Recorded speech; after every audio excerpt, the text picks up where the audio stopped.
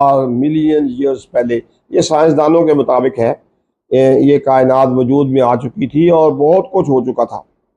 और ये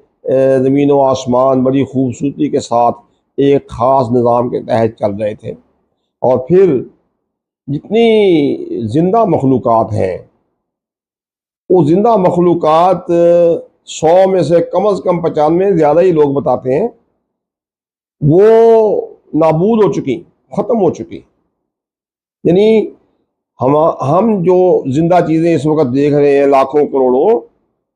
इससे 80 गुना 100 गुना ज़्यादा तख्लीक़ात जो है वो अल्लाह ताला ने पैदा की, उन्होंने रही, वो इस दुनिया में रही और फिर नाबूद हो गई।